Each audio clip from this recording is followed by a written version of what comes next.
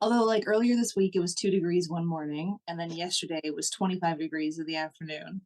So it's the time of year where like parts of Ontario will get snow while it's 25 degrees in other parts. It does sound a lot like the UK. I honestly, I do think it's because of your lakes. They must give you a similar climate to us.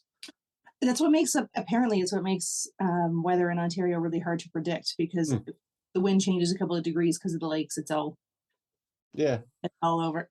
Yeah, when I used to live in Portsmouth, like I had because the Portsmouth is basically flat, and then there's a big hill at the top of it, and it basically gives it its own microclimate around there. So you can't trust any of the weather for the rest of the county because Portsmouth it will be different. I heard somewhere in Europe, I can't remember where, if the weatherman is wrong or the meteorologist is wrong 5 days in a row, he can face jail time. That's amazing. I'll have to fact check because I'm all about fact checking now. Yeah. I find it funny that people. Oh well, welcome to 44 and 1. I'm Tempest. This is GVizzle, and so I do find it funny that it's clearly like when it's a casual video made by just someone on thing, and everyone's like, "Oh, I've got to be finicky and make you fact check this tiny thing." Does it really make you feel smarter or better than someone else? Like, I wonder if they're the type of people who write letters into news stations to be like, your anchor said this, but they meant this. Or like, because I imagine they write letters. They're not sending emails. They have like a quill. Yes. Or like they send back the newspaper like edited with red if ever catching every spelling mistake. Yeah. Like it's a fact. And then some people get very hung up on the language. Like I said I forget which one it was. I said they are one of the only mammals, and then someone was like, "They're not the only." Like, one of years, jackass. I said one of.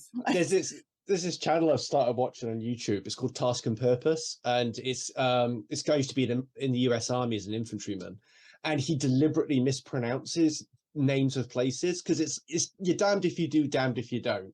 And it's like, do I say it normally, and then people have a go at me for not pronouncing it properly, or do I pronounce it as the locals would and sound pretentious? So he called the Dardanelles the Dardanelles. Well, it's interesting that you said it because I had someone not correct me, and they were correcting me and then being shitty about it, being like, "You should Google things you don't know how to pronounce." Yeah, and I was like, "You should Google the difference between American English and Canadian English." Yeah. Because we do pronounce things differently. You say foyer. Yes, foyer. Yes, it is. It's most of it's fucking dialect. That is most of it. That most of the problems is just dialect, and then because you're so like wrapped up in wanting to be right and trying to make yourself feel clever, you're just going to belittle someone else because their dialect is different. But like in an effort to make yourself sound smart, you're making yourself sound completely ignorant to the world outside of your little neighborhood. So people pronounce different things in different ways. Well, tomato, motherfucker. In Formula One, the thing that pisses me off is that like they get hung up on pronouncing like one country properly for the whole year. So instead of saying Bahrain, like most of us would, they go Bahrain or something weird every time. But when the race gets to Canada, they talk about Montreal, not however the French-speaking Canadians would pronounce it. Montreal. Yeah, that's what they should be saying, but no, it's Montreal. So you can't do one rule there for Bahrain and then different rule for everyone else. Oh man. Anyway, that's what's crazy. One of the first TikTok videos I made that got a lot of views and made a lot of people angry. I was talking about a TV chef, and she's of Italian descent, but has no Italian accent, has lived her entire life in the United States. But whenever she would be making something, she would like Italianize, like say the Italian word for the ingredient, and like, okay, we're gonna be making a pizza, so you want to get your mozzarella, and then and it's like it just feels so forced. That and like, because then people were like giving me shit because it was the way it's pronounced in Italian. I'm like, yeah, but she's not speaking Italian; she's speaking English, right? So if I'm speaking Italian, I'm not gonna say mozzarella; I'm gonna say mozzarella. But when you're speaking, there's anglicized versions of these words, but people got heated. And then one woman, oh my God, we went back and forth for a while. And then she was like, I pronounce everything correctly when I go something. I'm like, really? Do you? So you know how every food item in every country you visit is pronounced? Sure, you do. Yeah. So how's your Japanese and Chinese pronunciation of their local dishes then? Right. They got super heated. I was watching, was it Uncle Roger? And then he was, is one of our breakfast shows here in the UK. And the TV cook was teaching us supposedly how to cook pho, but she kept calling it pho. Like, you're a TV chef, it's your job. Like, yeah, like I'd be concerned if Gordon Ramsay was like, we're gonna make some crepes. Yeah. And it's like, and it's that fine line between the anglicized version of the word and pronouncing it properly. But it's like pronouncing it pho instead of faux isn't like trying to pronounce it their way. It's literally how those letters are pronounced, like for that word. So it's pho. Like, you know, if you start adding like all the local dialect flourishes to the word, then that's really pretentious. And it just kind of comes across the way, especially because like she does cook a lot of Italian food, and it's like fully perfect English, and then spaghettini. It's like, come on. Yeah. It's just showing off, isn't it? It's so stupid. It just doesn't sound like it takes you out of the moment. Like I get, and that's, I think some, have you ever had words take you out of the moment? Like I was listening to an audiobook yesterday and I was really into it. And like, as I listened to the audiobook, I'm playing a game on my phone. And this couple, they were in the middle of a fight. And then the husband just went, cripes. And I was like, what? Cripes. Like it removed me from the whole story to hear that is a British word. Cripes. Is it? Yeah. Oh, cripes. It's like an act of surprise. It wasn't a British audiobook. Like it wasn't, it was written by, but it was just like, I've never in the middle of a fight when you're heated and you're emotional been like, gosh, right? Like it's the same as that. It's like cripes or crikey. Crikey, mate. I thought that was more Australian. Oh, it's in the UK too. Live and learn. Yeah, it would be funny, like if I just started calling all the Welsh towns and cities after their Welsh names. You know, if I was talking about Cardiff, but then I just go on and I'm speaking English with my twatty English accent because I lost my Welsh one, and then start calling it Cardiff or something like that, or Abertawe. I don't know. It kills me. People correct everything. Just take it for what it is. Yeah, just enjoy it. Like it's although and I get it, because when I see like your versus your, it drives me crazy. But I will only correct someone if I'm trying to be cunty about it. Yeah. But there's another difference though with like, say if I went on something and I said something wrong, like I'm presenting myself as an expert, right? You're presenting yourself as someone's like, hey, I found cool stuff on the internet, listen to it. Yeah. So it's like I found that linguist guy the other day. All of his videos are like teaching the NPCs how to think. Somebody put it in my comments as. They're like, yeah, he's just there teaching the NPCs how to think. He thinks he's doing us a service. And that is how he comes across. And I just said, like, yeah, if I ever start acting like that, then just do an old yeller on me, because that is not how I want to come across. Do an old yeller, harsh. Yeah. Very harsh. Anyway, what have you got for us? I thought we'd go back, kick it old school and get some cards. I haven't read them yet, so I'm gonna pick one at random. Old school. This is episode 36 already. Can you believe that? No kidding. Yeah. Look at us making it. Okay, this is called Front Page News. Okay. Defying all expectation, a group of Scottish marine biologists capture a live Loch Ness monster. In an almost unbelievable coincidence, a bear hunter in the Pacific Northwest shoots a Sasquatch in the thigh, thereby allowing zoologists to take the furry monster into captivity. These events happen on the same afternoon. That evening, the president announces that he may have thyroid cancer and will undergo a biopsy later that week. You are the front page editor of the New York Times. What do you run as the biggest story?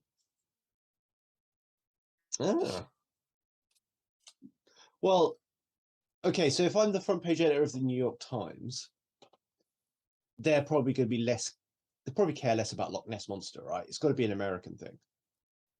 I would presume so. Oh, mate. Although there's no right or wrong answer here. Yeah. So Sasquatch or maybe thyroid cancer and a biopsy Yeah, later. Sasquatch. Yeah, for sure. Totes. Yeah, yeah. I was just having a toss up between Loch Ness Monster and Sasquatch. Because the thyroid cancer thing, that's more news if he undergoes a biopsy and then he has thyroid cancer. Then that's news. Exactly. Not like he has a doctor's appointment. Yeah, exactly. President has to go see his physician, like the rest of us do every year. Bam! Breaking news. Yeah. Compare that to a fucking Sasquatch or Loch Ness Monster. Yeah, totally Sasquatch. I mean, if it was UK news, then it would be Nessie. Yeah. But we're in America. Or Canada and the UK. Yeah. The countdown. You are presented with a strange challenge. Someone dares you to count backward from 300 to 0. If you succeed at this simple request, you'll be given $25,000 in cash. However, if you misspeak, get any digit incorrect, or make any mistake whatsoever, you will be immediately doused with gasoline and burned alive. Wow. That's harsh. Yeah, that's a big difference. Yeah, because one of the things that we do in psychology studies is if we want to see a difference between doing task A and task B, but we want people to do them one task after the other, you need to put a distractor task in the middle to kind of refresh the brain a bit and to get them not thinking about task A anymore. And one of them is to count back from 100 in threes. And that's quite difficult. It's more difficult than you think.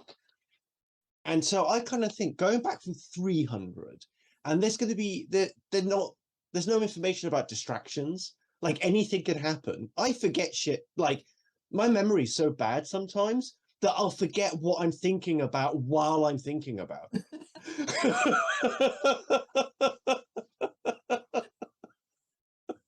Where was the sentence going when I started? Yes, honestly, that's happened like fairly recently. So it doesn't mention, it also doesn't say how much time you have. Yeah. So you could, and I mean, we always dig really deep into the parameters because essentially you could theoretically write down the numbers as you are speaking them so you won't misspeak. It's not like you have to do it in a minute where you got to bang on through it. And you could probably sing 300 bottles of beer on the wall to really to keep your mind focused. I think it sounds easy enough. And doing it, you would probably, it's like one of those, it's like when I try not to swear around children, I end up swearing like a drunk sailor at a truck stop. Yes. Because you know, like if the consequence was just, you don't get $25,000, you'd be like, no problem. And you'd drive it off. But when the consequence is horrific death. Well, actually, you might not even die. They're just dousing you with gasoline and setting fire to you. You might survive that. You'd want not to. I mean, exactly. Then you're fucked. Like if you live through that, you'd rather die. That's how Freddy Krueger was made. I mean, he was a pedophile, but that's a whole other story. Oh no. Yeah. Would you accept the challenge? Would you do it? Nah.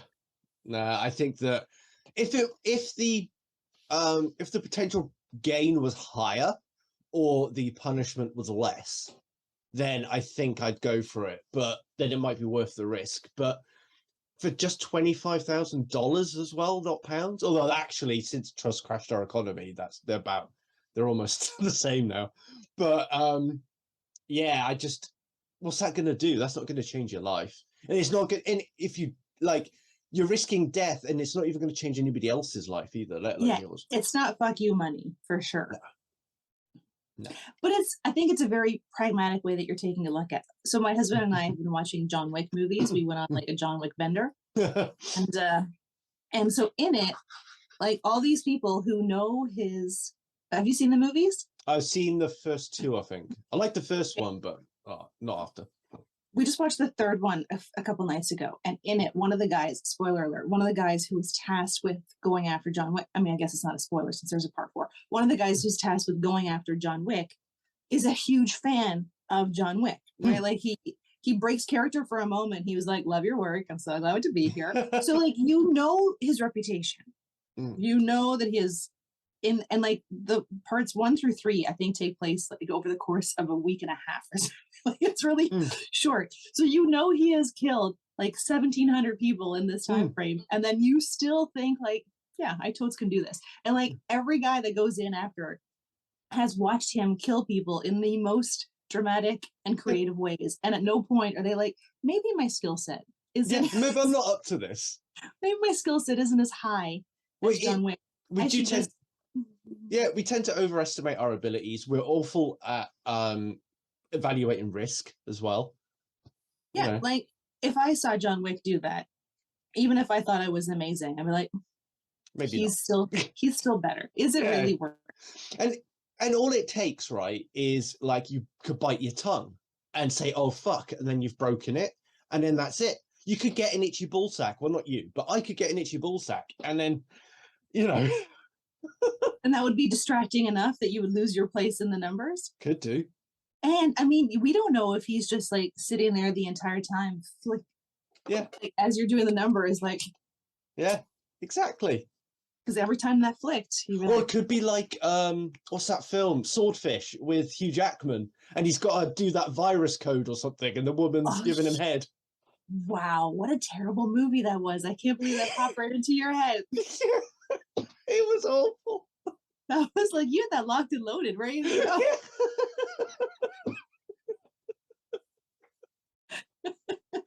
So I remember, I forget what I'm saying while I'm saying it. Yeah, swordfish.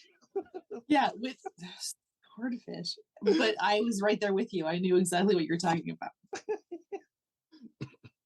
So we're not doing it, is what the end. Yeah, basically, we said. So we've gone for Sasquatch, and then we've gone for no deal. Yes. And now synaesthesia. You are forced to give up one of your 5 senses.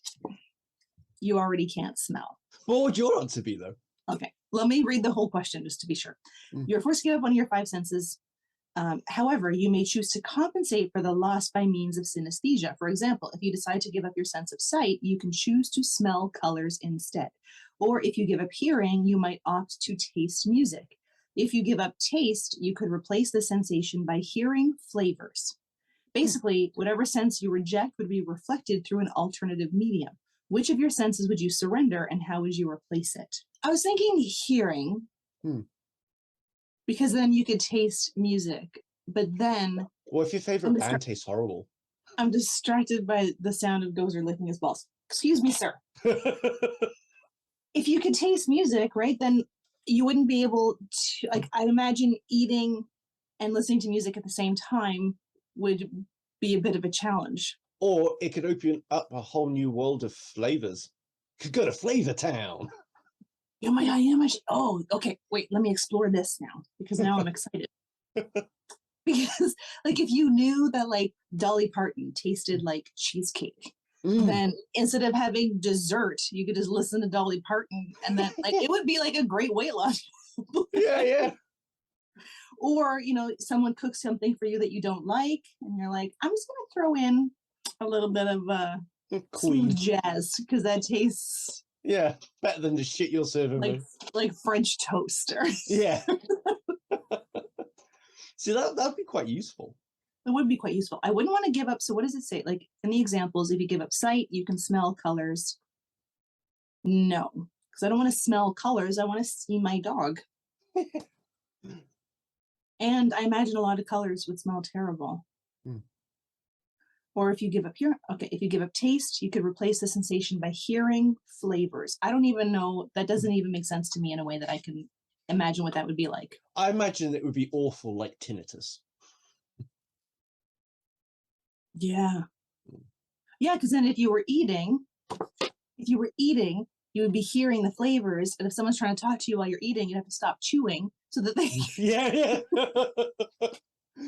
Oh, man. There's a lot of downsides. I'm stuck with, I would give up hearing, and I could taste music. I think, I don't think I'd want to replace any of them, because, like, not, again, as you say, like, I'm biased because I can barely smell anything. And what I can smell often isn't very nice anyway. And it's just like, like things are as confusing enough as they are without the synaesthesia. I feel like it would be information overload for me. Yeah, you probably would. And then it would be very difficult to relate. Mm. Someone's like, oh, this is really good. It's like, it sounds amazing. Like, Yeah. It's already hard enough to relate, yeah, this tastes great. It sounds fantastic. Because what do you think of this color for my walls? It doesn't smell it that sounds good. like a buzzing in my ear. And I just think, like, because even with just like not having one of the senses, because you already lose a way of relating to people, like you're saying, that if somebody puts perfume on, that I can't smell it, so then I can't give the compliment, which gets rid of like a whole like branch of conversation that you could be having, That's true. Although when we went to see Tom Segura, about 5 minutes before the show began, someone came and sat down in a seat 3 rows in front and maybe 5 seats over, and they must have been marinating. Oh no.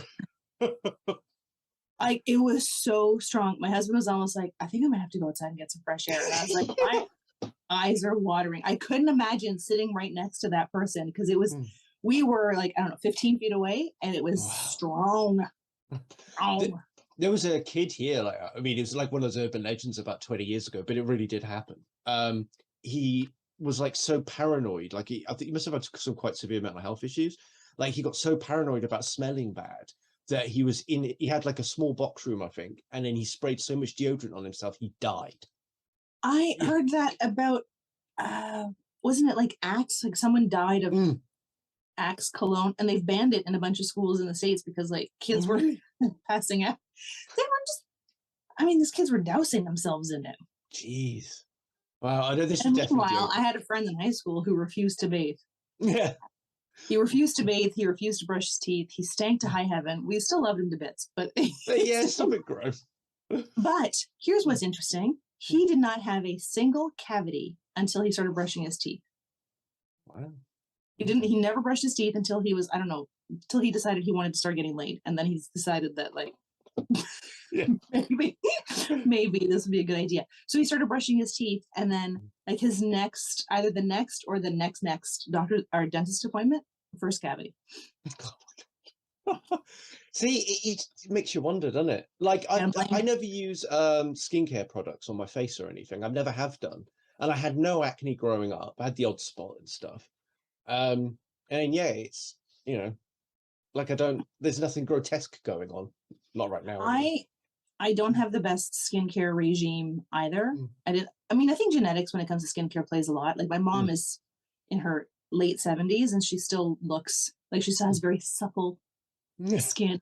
My grandmother was 98 when she died. And I mean, it's not like she looked 30, but she didn't look 98.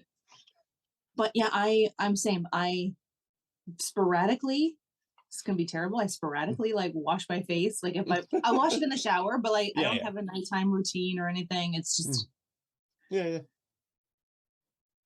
just natural. Although I was very lucky because I didn't have acne as a kid, which is bad enough. Like, I had a bad perm, glasses, braces, and I was fat. I did not need the acne to go. I want to see a picture so bad. I didn't need the total opposite. Yeah, I had. It was I think I told the story on TikTok. A friend of mine, we got bored. We were watching a Ned's Time at Dustbin video, and we were bored. And whenever we got bored, we would cut my hair. But my hair at the time was already this length, so she just like with a pink daisy razor, she shaved all. So it was just like I had like this much hair left. Like, it was just this hunk of hair hanging, and it was like it looked like I had mange because it was patchy and it wasn't even. Excellent. I think by then I already had the braces off, but I did have glasses. So, do you watch 30 Rock, Tina Fey? I haven't, not religiously, but I've watched several episodes. Oh, so fucking funny. In part of it, she had like, because when she was a teenager, she was like super awkward, and so she like takes a piss out of it in one of the shows when she has flashbacks to her teenage years, and then like, and she's got like that perm and really like 80s glasses and all that stuff. So like, she actually did look like that, apparently. I did have, I mean, my glasses weren't terrible glasses, but I got a perm That was meh. And then I did the whole head shaving thing. And then for a while, I had the like half head shaved in the back and we wear a ponytail, which is how I found my birthmark, actually. That's right. I found my birthmark with the mohawk. I've got a birthmark like up here. So. Oh, yeah, mine's right back here. The things you learn. Shave your head skids. It's worth doing. It's just hair. Yeah. My sister, she's I think she has some anger issues. She once got a haircut that she didn't like. And when she got home from the haircut, I guess she thought she was alone in the house, because then she came in the door and I was upstairs and like she slams the door shut and then she starts growling. That's how she used to express her anger. I had a housemate that did that once. Like he would, like, I swear he had anger issues. Like he would just fly off the handle. And then one day he thought we were all at work, and my room was right above the kitchen. And I basically woke up in the morning to the sound of like this weird bestial growling from the kitchen, because he was like bitching about like a couple of the other guys weren't very good at washing up, so they just leave all their shit out and they block up the sink and everything. And he was like slamming stuff around the kitchen, like, arr, arr, arr. It's like, what the fuck? So there's like, in part of like some brands of therapy, they teach you to kind of try to act out the trauma on like in a ritualistic way so that you can get rid of the trauma. And I was speaking to this counselor once who had this client. She was in her 70s and she'd been basically horribly abused by her father when she was a little kid. And so what he advised us to do is make an effigy of him, like dress it up to look like him and everything, and put all of your hate into it when you do it. And then she was like, okay, now then what do I do? And he goes, well, take it out to the woods, make sure there's no one else around, and do whatever you want to it. And she was like, oh, okay, cool. So she did the effigy, went into the woods, and apparently she pissed on it, shat on it, poured it like petrol over it and set fire to it. And she said she just felt all of her she did just the act of catharsis. It just made her feel so much better. That's amazing. And it's never too late to do that. She was in her 70s, and and that gave her peace to do that. Oh, how amazing would it have been if someone had told her to do that in her 30s or 40s? Yeah. But for her, she finally got the peace she needed. I'd say that pillow behind you, at the angle that it's at, and maybe it's because I've watched too many horror movies, it looks like a haunted face. Which one? The one that, I don't know, are those grapes? I don't know. I didn't put these ones here, Joanna. The beige one that has squares on it. Yes, that one. Like the top two look like eyes, and then the bottom thing looks like a mouth. I'm not afraid of it. You don't have to move it. Yeah, I know, but I don't want it to come alive and eat me. It might. I'd warn you. I'll tell you. Turn around. Yeah. Your pillow has come to life.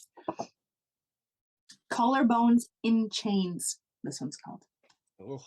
You meet your soulmate. However, there is a catch.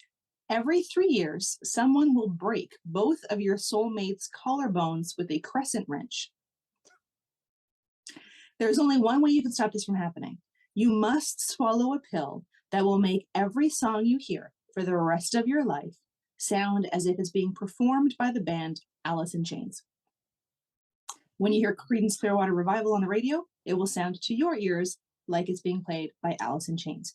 If you see Radiohead live, every one of their tunes will sound like it's being covered by Alice in Chains. When you hear a commercial jingle on TV, it will sound like Alice in Chains. If you sing to yourself in the shower, your voice will sound like deceased Alice in Chains vocalist Lane Staley performing a cappella, but it will only sound this way to you. Would you swallow the pill? Well, I mean, you like cover bands, don't you? So. And I like Alice in Chains. I don't know what Chuck Klosterman has against them. But what about, though, can she have, I mean, we're assuming soulmates are real here. So. We're assuming a pill would work like this, too. Yeah. So could she have painkillers or pain relief when they break her collarbones? I imagine she would. Like, it would have to be treated like any other broken bone. But when they break it, can it be numbed first? I'm going to say, sure, for the sake of argument, sure. Well, then, but then the bitch can suffer. I don't want Alice in Chains in the head. I'm joking. Here's my thing, is that not only is it that, like, yes, your partner would suffer, but then so would you, because they're going to need someone to do everything for them. until it heals. And both broken collarbones, that means like you're wiping some ass. You're changing diapers. But if it's your soulmate though, I'd change my soulmate's diapers. Nappies as we call them here. I would not. I'd wipe someone's butt. No. No. My mom's my BFF. My mom's my best friend, and I've already told her. I'm like, you just called her your bum. My mom. I've already told her, as much as I adore her. I will find her a lovely home and a lovely nurse, but I'm not. She's like, I changed your diapers, and I'm like, that's on you, bitch. I asked for that. Well, and that was a toddler bum, not a 80-plus-year-old bum. Yeah. It might be a bit more devastating. No, I would do the Lane Staley, Alice in Chains. I actually wouldn't mind it because, I like Alice in Chains, but also I have a terrible singing voice. So if my own singing voice... I can't sing at all. I'm tone deaf.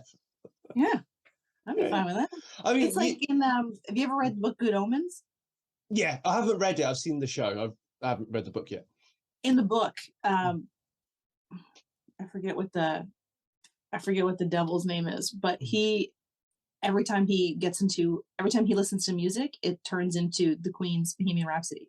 So, but it's just that one song. So, I mean, it annoyed him, which I get because it's just one song, but I'd be fine with it. Well, to be honest though, I like music and I spend a lot of my life listening to music, but is it really important enough to you to kind of warrant all the other shit you got to do? Because how often is it they have to have their collarbones broken? Was it every 3 years? Every 3 years. And every time it breaks, it's going to get worse. Eventually, there's going to be no collarbones left. Yeah.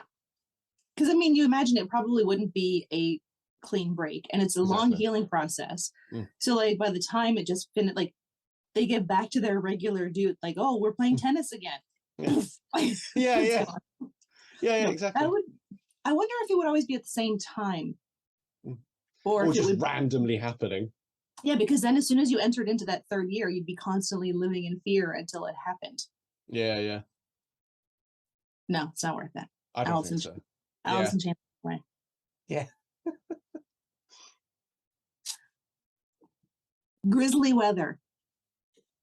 Think of someone who is your friend. Do not select your best friend. Not me. But make sure this person That's presumptuous. But make sure this is someone you would classify as considerably more than an acquaintance. This friend is going to be attacked by a grizzly bear. Now, this person will survive this bear attack. That is guaranteed. There is 100% chance that your friend will live. However, the extent of injuries is unknown. He may receive nothing more than a few superficial scratches. He might lose a limb or multiple limbs. He might never recover completely. In 24 hours with nothing but a great story, he might recover completely in 24 hours with nothing but a great story, or he might spend the rest of his life in a wheelchair. Somehow you have the ability to stop this attack from happening. You can magically save your friend from the bear, but his salvation will come at a peculiar price. If you choose to stop the bear, it will always rain. For the rest of your life, wherever you go, it will be raining. Sometimes it will pour and sometimes it will be a drizzle, but it will never not be raining. But it won't rain over the totality of the earth, nor will the hydrological cycle be disrupted. These storm clouds will be isolated and they will focus entirely on your specific whereabouts. You will never see the sun again. Do you stop the bear and accept a lifetime of rain? Yes. Easily. Yeah, it's a drizzle. I live in England. I live in the north of England. That's what it's like here. Well, I'm sorry. You'd be fucked. I would. Yeah.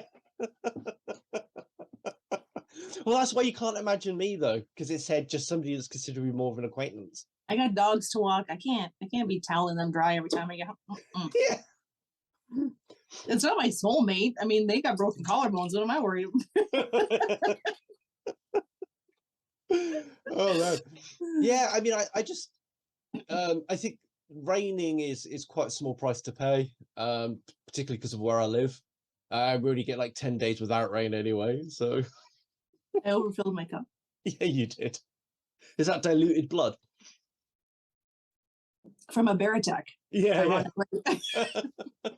And the thing is, I wouldn't like having the risk of your mate getting all fucked up, and then can you imagine being able to hold that over them? That I saved your fucking life, and now it rains over me all the time. They'd have to just be your servant for the rest of your life. So you have a diabolical master plan to enslave your friend. This is just one of many.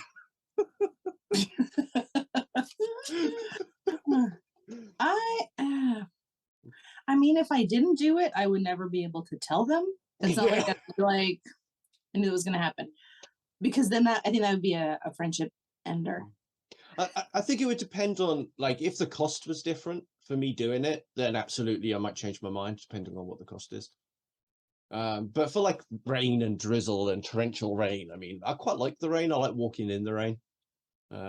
So I like it because I don't have to do it every single day. True. Yeah. I mean, I think anything you have to do every single day eventually becomes a bit of a grind. Like even the Alice in Chains, I like Alice in Chains now. Yeah. If I had to hear, but if everything I heard was Alice in Chains, that would probably be, after a while, I'd probably hate it. Are you looking for fun new glasses that won't break the bank? Go to Zeelool.com. They have daily flash sales. You can find frames as low as $2. Prescription, non-prescription, sunglasses, they have it all. Use my promo code to save. So let's talk about that adulting stuff quick, because I think that's quite interesting. What is there, like, what sort of daily things you just detest doing and it really bums you out whenever you have to do it? There are some things that I would love. I think I made a video about this once. I would love to always have amazing dental health, but 2 minutes twice a day I spend brushing my teeth, I hate it. Yeah, so I don't know why. It's not that big of a deal. It's I just, if I never had to brush my teeth again, I would be very happy. I think some of this might be just because of autism, or could just be being a normal person. I don't know. But like, my autism craves routine, okay, and similarity in my day. But also I'm very demand averse, and I hate having, like, if I have to do something constantly and there's not an immediate reason as to why, I find it very difficult to do. So like, I hate brushing my teeth every day. I hate showering every day. I hate going to the toilet. Like, it's just so annoying. Like, I'm trying to do something and now I need to pee, you know? It's just... It's the bio breaks, the biological necessities are a pain in the ass, literally, sometimes, and figuratively, because it's a distraction, right? Like you're in the middle of something, you're doing something, it's like, fuck, no. Yeah. I gotta go pee. And like driving is the worst, because it's like, we gotta find a service station to go at, and like whatever. Yeah. I'm with you. I totally get it. Yeah. But even like, just, I guess the regular stuff that comes with adulting. Like I love having a clean house. I hate cleaning my house. It's not something that I do every day, but it's a pain in the ass. I love cooking, but I hate having to like do the dishes. Well, my husband does the dishes, but I clean as I go. That type of stuff. Yeah, yeah. Exactly. I like having money, but I don't want to have to work for it. You know what I'm saying? Yeah. Well, especially like if your work, if the same problems keep occurring and the same kind of shit keeps happening and nobody ever fixes it, I hate that. That's a pet peeve. And I have, so the work that I do, like, it's because it's training. Every time I do a new project, it's something different, which is very rewarding, and it's very interesting, and like I learn a whole bunch of new things. But then it's the people side of things is always the same. Like I'll send out an email and it'll be very specifically say, do this thing, and then like I get 87 emails of people not doing that thing. I once set up an email, and in it said, if you have any questions, contact this person. And then in Outlook you can change who the replies go to. So I changed it so that when someone hit reply, it would go to that person in an effort to take me out of the equation. No, people hit reply and we're like, that's not right. That's not GVizzle. And they erased it, even though it said in the email, sent it to that person. They were like, fuck that. They took that person's name out and replaced it with mine. Oh my God. And that's quite willful self-deception there, isn't it? They've had to go through that process of actually, It makes no sense. And like, I wonder if they just didn't read that part and they were like, oh, that's weird. Why would Outlook do that? Or if they read it and were like, oh, nah, I want to read about this person. I don't like that guy. I'll send it to her instead. Yeah, I mean, I had the thing once that was, I think I've said this before in here, that like for about 6 months, I was getting emails for a surgeon, and it was like really, it was patient confidentiality stuff. So it shouldn't have been coming to me. And then obviously it's an honest mistake, so no one's going to get in trouble. But the amount of people I had to keep emailing constantly to tell them, I am not this guy. Change your distribution list. I am like, I probably was the furthest removed from being a surgeon in this organization. I hate it when I realize that I'm breathing and I need to, like, then you're thinking about breathing. Do you often forget that you're breathing? But it's more like, I sit there and then I'm kind of like, oh yeah, breathing's interesting, how it's so automated, and how like your pons here, like your primal part of your brain is the oldest part of your brain, and it automates everything. It's completely unconscious and regulates your heartbeat, really finely tuned. And then I realized, hang on, now I'm thinking about my breathing. And then I can't stop thinking about my breathing for like hours. And I just keep coming back. And I'm like, oh yeah, my breathing. And it's like, and it's not so much that like I then have to control my breathing myself. It's not like that. It's just that I become acutely aware of the act of breathing. Interesting.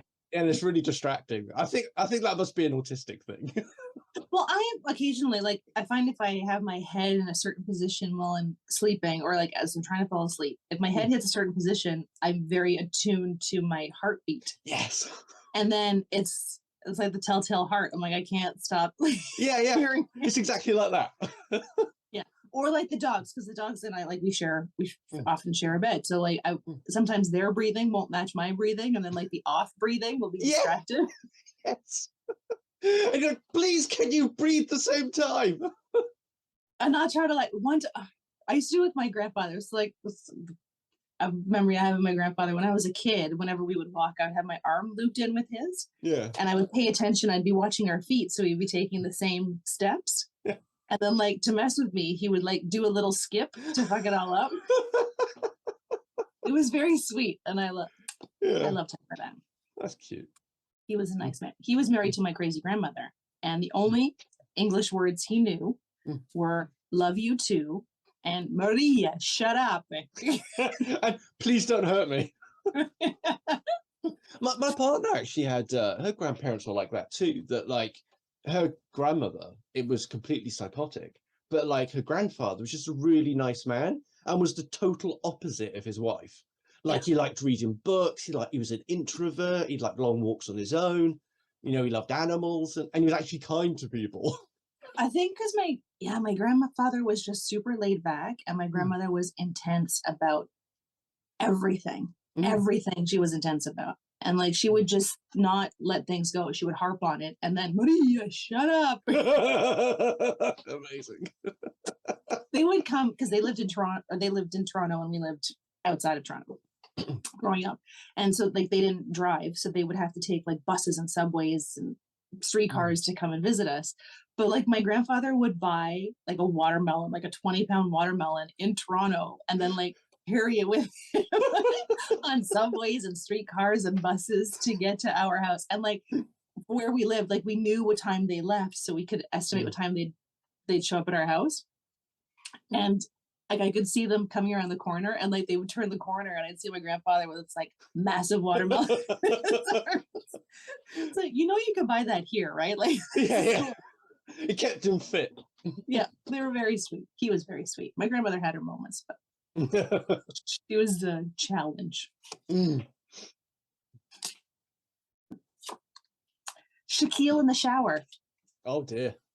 Basketball in the shower? I don't know if it's basketball or specifically Shaquille. You come home from an afternoon of shopping, expecting your residence to be empty. However, upon entering your front door, you immediately sense that something is strange.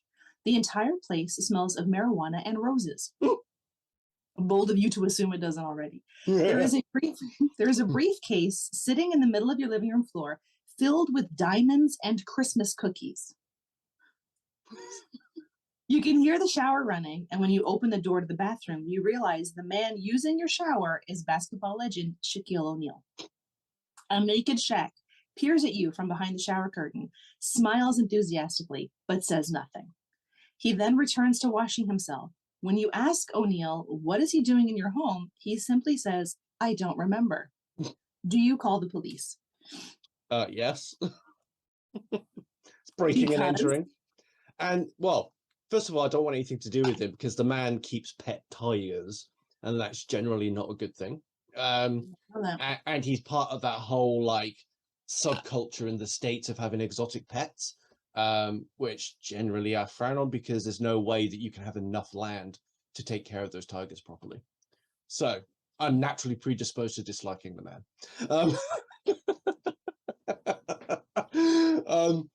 Because I like cats a lot more than a lot of humans. And then I think, yeah, I'm not sure if I'd call the police as such, but I think I'd ask him first, is it like, okay, is there anybody I can call, you know, for you? And then I wouldn't automatically go to the police. That was just a joke. But I just think that, like, you don't know why he's there. And sometimes I don't think that, like, the police is always the best option. Usually a loved one or a family member is probably the best option. Would you nick a couple of diamonds before you made that phone call? No. I would.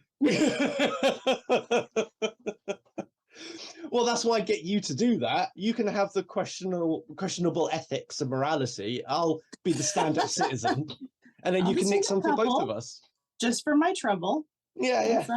Maybe a Christmas cookie or two. I do like a cookie. Don't know what's in the cookies though. Marijuana and rose water, apparently, based on the smell of the house. Yeah. Why roses? They didn't mention. Okay. And I'm just wondering though, that like with the diamonds though, it might be quite hard to sell them on. Like if they're his diamonds, I imagine it'd be quite hard to find a fence. Like, because we're not in the criminal underworld. We'd have to find somebody that could do that for us. And that'd be quite hard. Yeah, I mean, you couldn't, it's not like you could just go to a regular pawn shop. Exactly. You have to explain the $1 million diamond or whatever it is. Yes, you'd have to make a fancy story about how you got the diamond. Or you could just take it to a jeweler. This was passed on to me from my dear dead grandmother, and I want to make something out of it. But then what happens if he's like, you know, oh, this is one of Shaq's collection. I know it. He gave it to me in exchange for using my Bath and Body Works shower gel. I think that, like, glitched for a second. I kind of think though that, like, I'd rather treat him with compassion and do it caringly, and then, you know, somebody might decide, well, actually, he was a stand-up bloke, and, you know, I'd rather leave that mark on the world rather than like nicking his shit. You stole a Shaq diamond after he hotboxed your house and used all your shampoo. He could have early stage dementia. You never know. That's true. Because, like, I mean, you're making me feel bad. Can I at least have a cookie? Yeah, you can take a cookie. Fine. You can get high. That's the thing. Like, it could have been his mates taking advantage of him. Like, he could have had dementia or something. And then his friends, like, just said, oh, let's break into this house. They fucked off and left him. Now he's just woken up and thought, oh, I need a shower. Doesn't know where he is. You think they left him and him and the diamonds behind? It's a possibility. Possibility. Maybe they took the case of money that he had. Like, we don't know. It's just endless possibilities. That's true, because money would be it's easily immediately consumable, where the diamonds, as you said, you'd have to find a fence. Mind you, though, the Christmas cookies are also immediately consumable. And they left those. And you need some energy for your getaway. Exactly. Maybe they were shit cookies. And maybe they're just shit criminals. Probably. You meet a wizard. The price of sex appeal. You meet a wizard in downtown Chicago. The wizard tells you he can make you more attractive if you pay him money. When you ask how this process works, the wizard points to a random person on the street.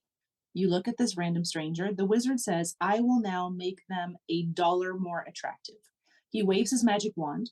Ostensibly, this person does not change at all. As far as you can tell, nothing is different, but somehow the person is suddenly a little more appealing to you. This tangible difference is invisible to the naked eye, but you can't deny that this person is vaguely sexier. This wizard has a weird rule, though. You can only pay him once. You can't keep giving him money until you're satisfied. You can only pay him one lump sum up front. How much cash do you give the wizard?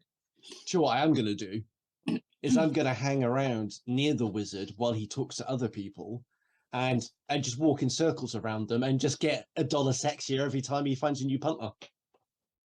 So you think you're going to be the random stranger every time? Yeah, or most of the time. You never know. No, after once or twice, you stop being a random stranger and you stop being that fucking guy again. I'll wear a mask. I think the following is not a bad idea, because then if you see someone give like $5 and then you're like, yeah, I'm about $5. Because I mean, you wouldn't want to go crazy with it. You wouldn't want to give them $100 because then you'll just be assaulted everywhere you go. What makes you think I'm already not? Because you don't go anywhere. Yeah.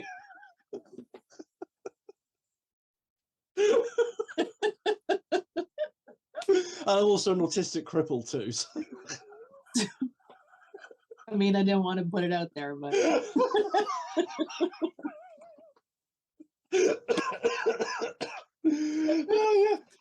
I think yeah, I mean, I wouldn't want to go nuts with it, but you know, a little bit of sprucing up might not go amiss. right? Some spring cleaning. $10-20 maybe. 20. Yeah, you never know. But even with $1, that made a tangible tangible difference. That was Yeah, good point. Because then it might interfere with other aspects of your life, you know. I mean, I don't want to be too sexy. Make life difficult. But then I might start getting more stuff for free. Maybe I'll have a bigger following on TikTok if I was more handsome. could be. Could be. I would say I would go $7. I'll go for 10. Although I wonder if it would. No, because it's only one time, so it's not like cumulative. Like every dollar above that $1 is exponential. Like it would be a one-time. Here's your $7 package. Yeah. And it could like kind of start off like a dollar is like a huge effect, and then it kind of plateaus. That's true. Maybe. And I think maybe I would go even 5 or 10, because what are the odds that I have a 5 and a toonie? I wonder if he'd give you change back. It's like whatever you got on you, that's it. Yeah, because you know a lot of people don't carry cash these days. No. And is he going to wait while you go to the cash point? Does he take debit or credit? What I assume he wants cash because they're like gold pieces. So I think I will from now on, carry a tenner on me wherever I go, just in case I meet the wizard. That's a good plan, actually. It used to, when I was a little kid, it used to be 20p for the phone or the bus, or £1 for the bus. Ours was a quarter, which is 25 cents, a quarter of a dollar. Yeah, I think it was a dime way back in the day, but by the time, we would just make collect calls. How much is a dime? 5? Or was it 10? 10. The Dream VCR. At long last, someone invents the Dream VCR. This machine allows you to tape an entire evening's worth of your own dreams, which you can then watch back at your leisure. However, the inventor of the Dream VCR will only allow you to use this device if you agree to a strange caveat. When you watch your dreams, you must do so with your family and your closest friends in the same room. They get to watch your dreams along with you. And if you don't agree to this, you can't use the Dream VCR. Would you still do this? Totally. Right? It's a fucking dream. You can't be held accountable for what happens in your dreams. Yeah. And also, I have also a secondary reason, which is a bit weird. Okay, so when I was on a lot of painkillers, as I've spoken about before, it fucked with my mind a lot. And because of the gabapentin, and then the zoomorph would make me... So the gabapentin made me forgetful, the zoomorph made me sleepwalk, and all the opiates and everything in my system made me really drowsy, so I'd sleep all the time. Like we'd be watching TV and I'd just nod off to sleep. It was weird. So there's a lot of stuff that happened in that time that I don't really remember. And some of it never happened because I was asleep. I was dreaming. And then I think it's a real thing. And I actually had that this morning and I can't remember what it was. Like I was dreaming something. And then I woke up and I thought, oh yeah, that was when I was with my mate. And then we went blah, blah, blah. And then I thought about it a bit more. And I was like, no, that never happened. That was a dream you had 2 years ago. And that never happened in reality. And I had to kind of reconfirm the memories with myself. So if I had like a dream VCR, I could watch these old dreams back and figure out which stuff really happened and which didn't. I once in the 9th grade had a dream that this guy I had a major crush on. We finally started dating. And then the dream was so realistic that the next day when I got to school, I was like totes thinking I was his girlfriend. And then he ignored me in the hallway and I was like, oh. Fuck that guy. He's the same guy. If you remember one of my TikTok stories, he's the same guy who I went to visit or just to get a glimpse of at the end of the school day, and I had tucked my kilt into my tights. No, I haven't seen that one. Yeah, I had so my friend at the time had English class with him, and our school was a new school, but it was way too small for the number of students. So we had like 50 odd portables. And I don't know if you have portables in the UK, but they're like little portable, that's what they call portables, portable classrooms for like if you don't fit inside, you go outside. Yeah. So our school had a fuck ton of them.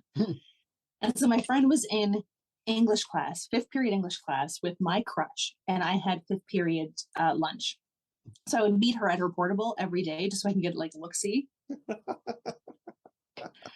And so one day I'm in the 2nd floor bathroom on like one end of the school. The bell rings and I was like, holy shit. I have to get there. Yeah, it's a long weekend. I can't go 3 days.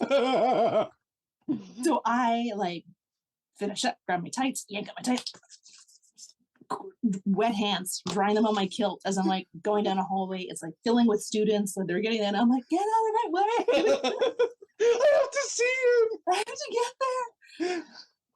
So down one hallway, flight of stairs, down another hallway, out through the parking lot, all the buses, the kids are like filling into the buses, and I'm like walking past them. I get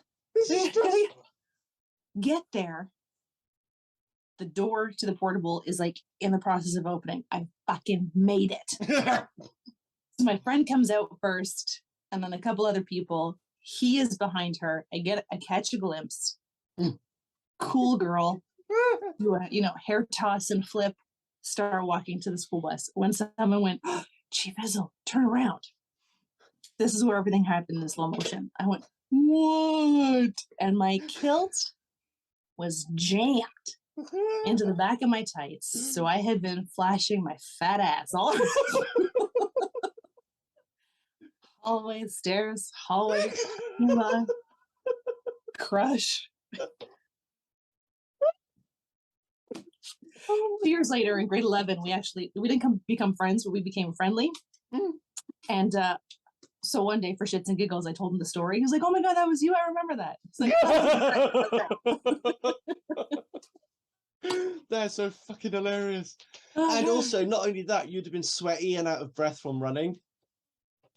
It was cold. Like it was cold, so it wasn't too bad. But yeah, it was. And then after that, anytime I wore a skirt after that, if I was like coming out of the washroom, I was. Is it? To this day, I still have to take another checkaroo. I've got a similar story we can end on. It involves vomit, and I think I've spoken to you offline about it. Yeah, ending on a high note is what you're saying. Yeah. So I was at this house party. I was 16, and we were all just like drinking, having fun and that. And then for some reason, there was a lot of people, so some of us were sitting in the bathroom. And then, so I was like sitting on the toilet, I was sitting on the washing basket, and this girl was sitting on my lap. But all of a sudden, I felt like the alcohol had an effect. And I went, "Oh, quickly move." And she went, "What?" I was like, "I'm going to be sick." She was like, "Huh?"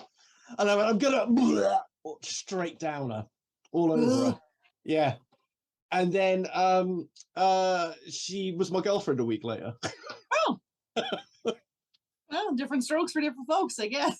Maybe I unlocked a fetish for her. You never know. I'd be curious to see what she's doing now, what her OnlyFans looks like. Yeah. Splish splash. I once vomited inside my own pants. Oh, cool. Why inside your own ones? Not on purpose. As opposed to somebody else's. Yeah, basically. I was 16. It was the first time I ever got shit-faced drunk in my life. Shit-faced.